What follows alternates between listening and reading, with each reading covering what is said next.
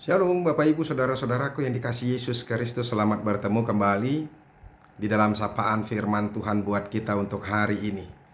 Sebelum kita melakukan kegiatan kita, aktivitas kita yang begitu berat, yang begitu sibuk, kita masih diingatkan oleh firman Tuhan supaya kita boleh teguh berpegang dengan pengharapan kita. Ingatlah, hanya ketika kita terus bersekutu dan mengingat persekutuan kita kepada Tuhan, maka kita semakin diteguhkan untuk berpegang pada pengharapan itu. Amin. Firman Tuhan yang menjadi renungan bagi kita yaitu yang terambil dari Ibrani pasal yang ke-10 ayat yang Ibrani yang ke-10 ayat yang ke-23. Tetapi sebelum kita mendengarkan firman Tuhan, marilah kita berdoa. Kasih karunia dan damai sejahtera dari Allah Bapa yang melampaui segala akal dan budimu, itulah kiranya yang memelihara hati dan pikiranmu sekalian. Di dalam nama Yesus Kristus Tuhan kita. Amin. Shalom. Sekali lagi, firman Tuhan yang menjadi renungan bagi kita yaitu dari Ibrani pasal yang ke-10 ayat yang ke-23. Dikatakan demikian, marilah kita teguh berpegang pada pengakuan tentang pengharapan kita, sebab Ia yang menjanjikannya setia. Demikianlah firman Tuhan. Bapak Ibu Saudara-saudaraku yang dikasihi Yesus Kristus, kemarin kita sudah diingatkan bahwa tubuh kita ini adalah bait Allah. Artinya bait Allah, Allah itu bersemayam di dalam hidup kita. Kita akan boleh menjaga utuh bait itu, Allah itu berada di dalam kita kalau kita berpegang teguh terus dalam iman kita. Terus kita berdoa, terus kita mendengarkan firman Tuhan, terus kita melakukan yang benar. Itu makanya kita akan boleh terus menjadi bait Allah. Dan hari ini kita diingatkan kembali supaya kita berpegang teguh kepada pengakuan tentang pengharapan kita itu. Yang menjadi pertanyaan, apakah itu pengharapan kita itu? Yaitu hidup yang kekal yang telah diberikan oleh Yesus Kristus kepada kita sebagai orang yang percaya. Yesus yang telah mati menebus dosa-dosa kita, Dia sudah membuka jalan bagi kita untuk boleh datang kepada Tuhan Bapa yang agung itu. Bagi orang Yahudi, orang akan boleh bertemu kepada Tuhan itu hanya sekali setahun, yaitu dengan imam besar yang membawakan korban-korban dari orang-orang yang berdoa, yang dia memasuki ruang Maha Kudus.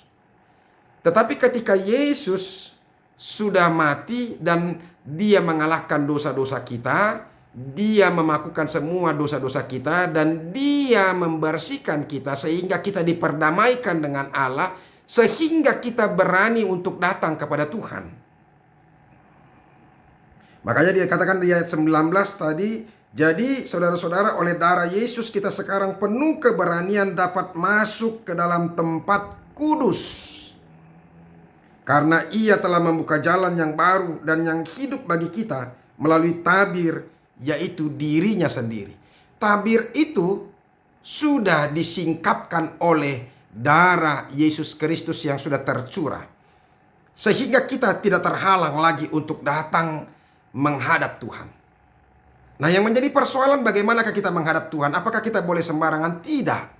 Makanya kita harus dengan hati yang kudus, hati yang murni, dan kita boleh menjaga terus iman percaya kita supaya jangan sampai ada orang-orang yang yang mengombang-ambingkan kita lagi dari iman percaya kita. Saudara-saudara, kita adalah anggota Allah. Jika kita berpegang teguh pada keyakinan kita, kita akan mengambil bagian di dalam Kristus apabila teguh berpegang pada keyakinan iman.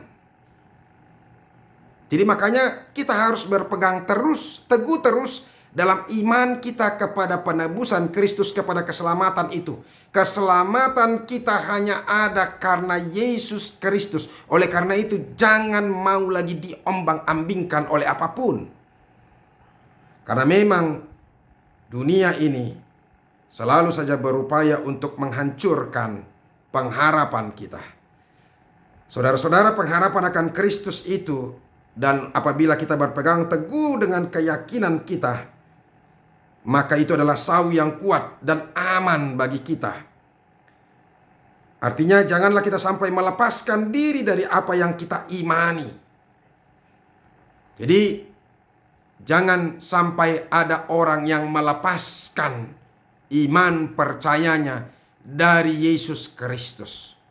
Hati-hati, dunia ini sedang mengacaukan, sedang membujuk kita untuk keluar dari iman kita, untuk tidak percaya kepada Kristus itu.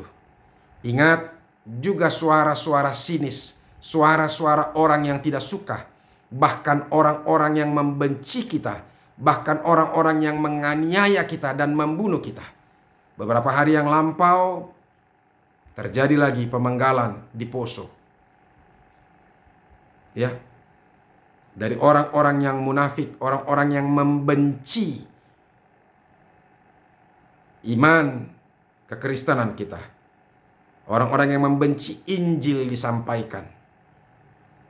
Tetapi saudara-saudara, bagi orang-orang yang tetap berpegang teguh kepada Kristus, apalagi ketika dia sudah dicurahkan, menerima curahan Roh Kudus Tuhan, maka dia tidak akan mudah boleh dihancurkan. Saudara-saudara, Pentakosta, hari turunnya Roh Kudus. Roh Kudus sudah dicurahkan kepada setiap orang percaya. Sehingga orang-orang percaya kepada Yesus Kristus yang sudah menebus kita, Allah yang menjadi manusia. Dan oleh karena Roh Kudus itulah maka berdirilah gereja. Saya mau ingatkan kepada kita melalui itu, bahwa gereja itu didirikan bukan oleh kehendak manusia. Gereja itu didirikan oleh karena Roh Kristus dalam Roh Kudus itu bekerja melalui manusia itu, sehingga dia boleh menerima kebenaran, menerima Yesus yang menjadi Tuhan dan Allah yang menjadi manusia yang menebus kita. Dan dengan dasar itu kita mendirikan gereja. Sehingga sama seperti yang dikatakan Petrus ketika ketika Yesus mengatakan, "Siapakah aku menurut kamu?"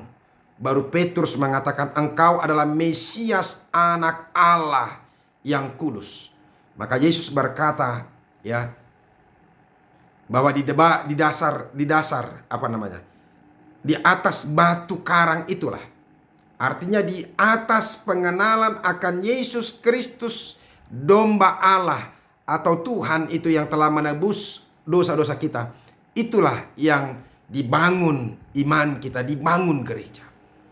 Dan orang-orang tidak akan diombang-ambingkan. Yang dikatakan di situ, alam maut pun tidak berkuasa untuk mengambilnya.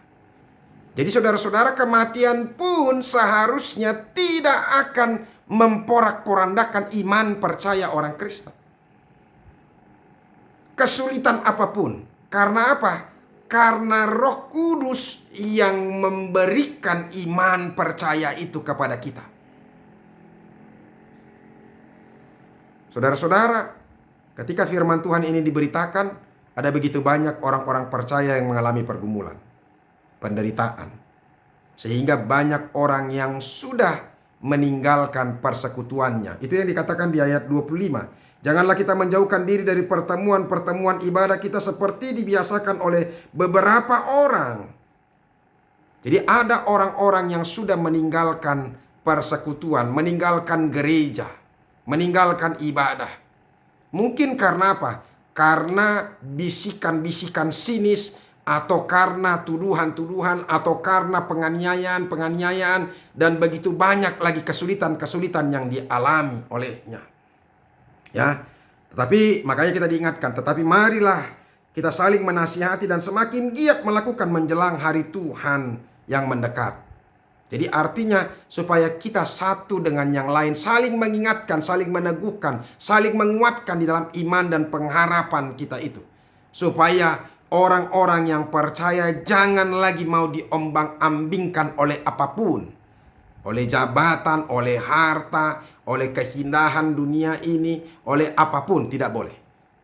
Karena tidak ada yang bisa melebihi indahnya hidup di dalam kerajaan sorga nanti.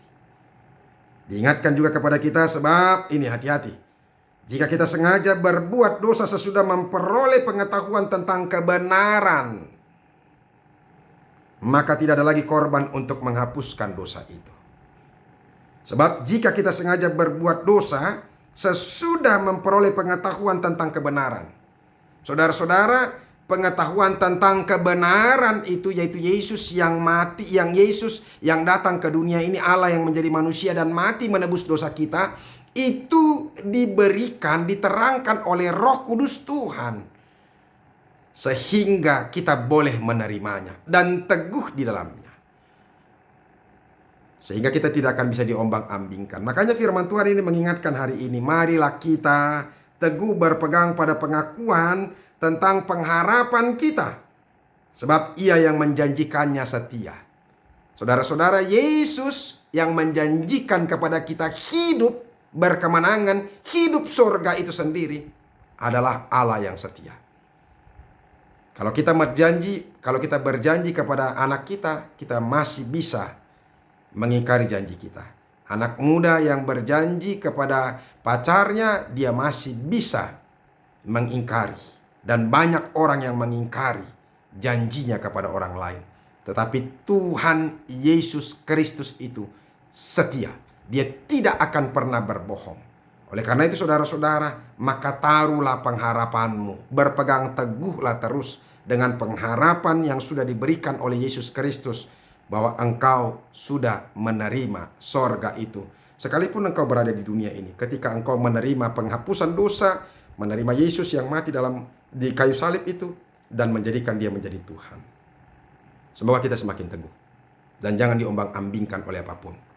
Hai anak-anak muda, hai orang-orang remaja, jangan mau lagi.